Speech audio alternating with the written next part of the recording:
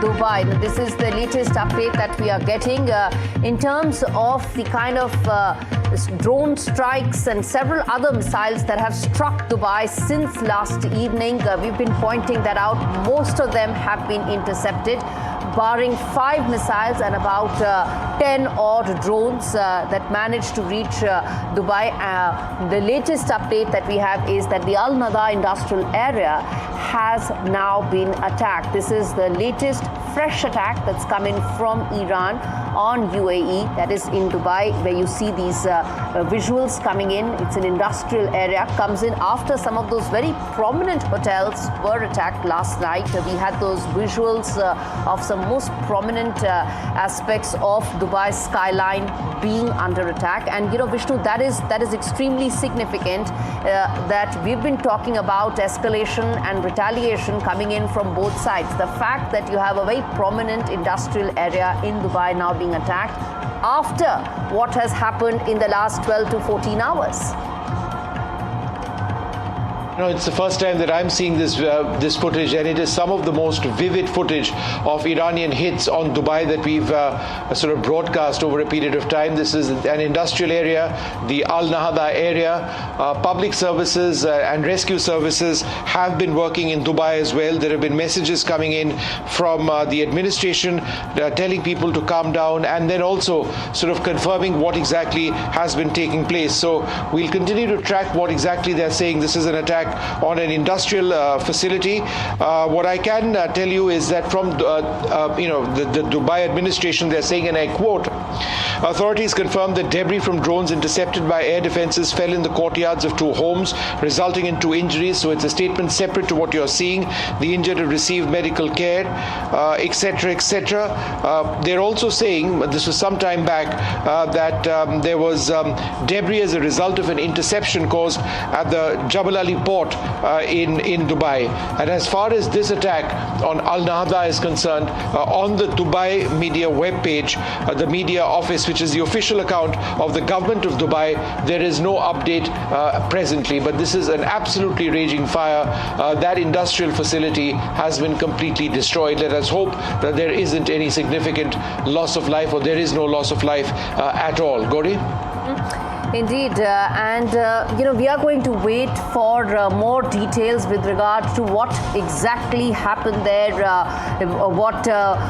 whether or not there are any casualties in that particular base, industrial base. Those are details that we are going to wait for, and we've been doing so in the last 2 days. We've been extremely cautious about information that we are putting out. Those are visuals that we are getting from Al Nahda in Dubai, and what exactly happened, when did this happen, and of course what's the situation right now on ground exactly. There are details that we are going to get to you in just a bit. But Vishnu, taking on from exactly how Iran has been hitting out to all of American allies in the region. It's not just UAE, Iraq, Jordan, Kuwait, Qatar, Bahrain, all of them have said that they've intercepted missiles coming towards them from Iran, and they've all confirmed that Iran has been launching missiles towards all of them in the last 24 hours. Just in the case of Dubai alone, the statement which had been made earlier on was that there were close to 130 Iranian ballistic missiles which had been fired in the direction of Dubai. Think about it, 130, of which I think the large number, 125, 126, whatever it is, had been intercepted. The impact, is what you see of those which are called leakers. Now, it's not just ballistic missiles, it's also drones, which are far cheaper to operate and to manufacture. Those have also been intercepted by the United Arab Emirates forces. As again, will they have enough surface-to-air missiles to take on these threats, or will Iran be in a position where it's got more surface-to-surface missiles, which actually can cause the damage that you're seeing on your screen? It's an open question at this stage. The Iranians have gained a great deal of proficiency in the manufacture of ballistic missiles, not just in terms of the range of the missiles, but in terms of the guidance of the missiles. They've been experimenting and in fact have operationalized a different kind of missile, a hypersonic weapon which flies fast at Mach 10 to Mach 14, up to 14 times the speed of sound, and follows what is called a hypersonic or a skip glide profile, where unlike a ballistic missile which goes up and down, and can be intercepted. These are extremely fast weapons which go flat and then maneuver towards the end just as they're about to hit their target, which makes it very difficult to intercept. Does Iran have more hypersonics up its sleeve?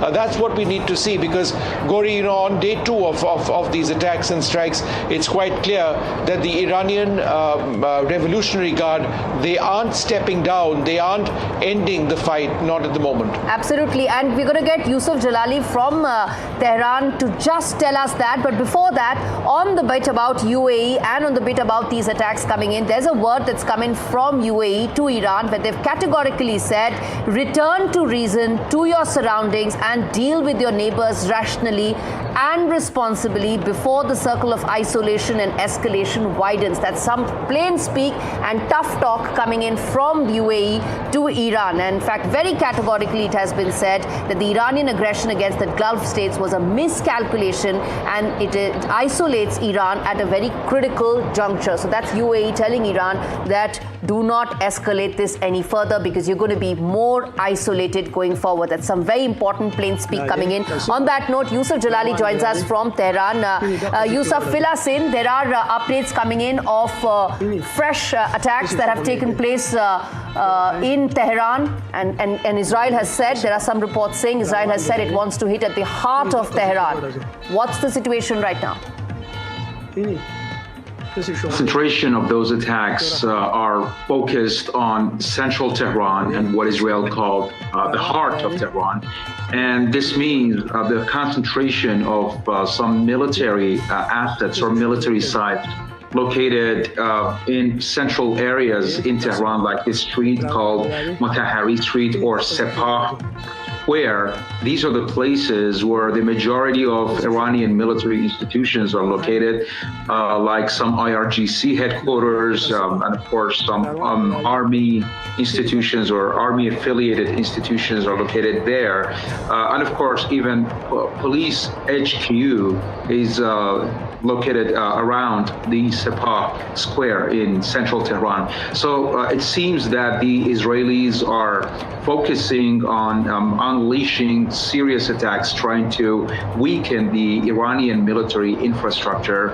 And this time around, they're putting the focus also on Iran's police because they find it in charge of quelling the protests. And we heard last night an attack, an Israeli attack targeted a riot police station in Tehran. And this means that the Israelis are now living up to their promise to try to deal a blow to the Iranian anti-riot police. Those people or law enforcement officers or security forces that were responsible for confronting the Iranian protesters back in December and then in January this year. And this changes the whole equation. Now, Iran is not faced with an attack that tries to target the IRGC specifically, but it is targeting major facilities and major parts of its power structure when it comes to its defense infrastructure. And now this complicates how Iran is now responding to the Israeli attacks, because the Israelis are targeting the heart of Iran's military and defense infrastructure. And Iran is now faced with a multi-front kind of an attack by Israel and the United States. And Yusuf, I'm going to come to just that because there is also a response that's coming from the UAE's foreign ministry. I'm going to put that out as well. But let me rope in Abhishek Sengupta as well from Dubai to get a sense of what's the situation, because a short while back we had put out those videos of the Al Nahda industrial base being attacked. Those very large fire had happened there, and those visuals were there. Let's, Arjun, if you could, Abhishek, if you could tell us what's the situation right now there. Yeah, let me start by correcting ourselves. I say ourselves because I'm also part of the NDTV reporting team. The visuals that you see are of a regular fire, and it has got nothing to do with the attack. So let me clarify that. I'm actually standing barely 500 meters away from that smoke billowing out. I cannot just show you those visuals right now. I'm on the opposite side. Smoke's completely subsided. It's an industrial area fire. It's an area that sees occasions, actually incidents like these quite often you would see about 3-4 fires almost every 3-4 months. So let me correct all of us here. It's got nothing to do with the attack. But that said, yes, there have been explosions that residents of Dubai have heard.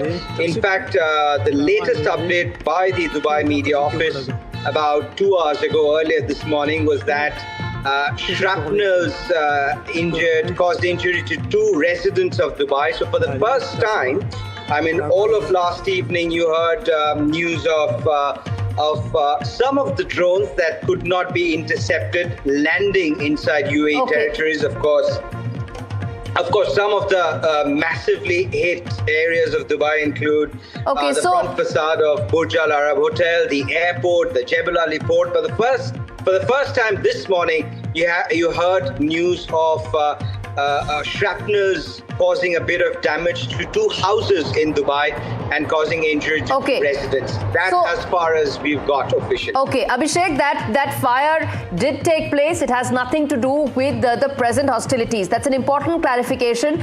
Before I tell our viewers some of the big aspects of the Dubai attack, I want to walk you through the statement that has come in from the UAE Ministry of Foreign Affairs, which has categorically said that it reaffirms UAE's commitment to not allowing its airspace, territory or waters to be used in any hostile military actions against Iran, and to not providing any logistical support in this regard as well, and says that de-escalation, dialogue, adherence to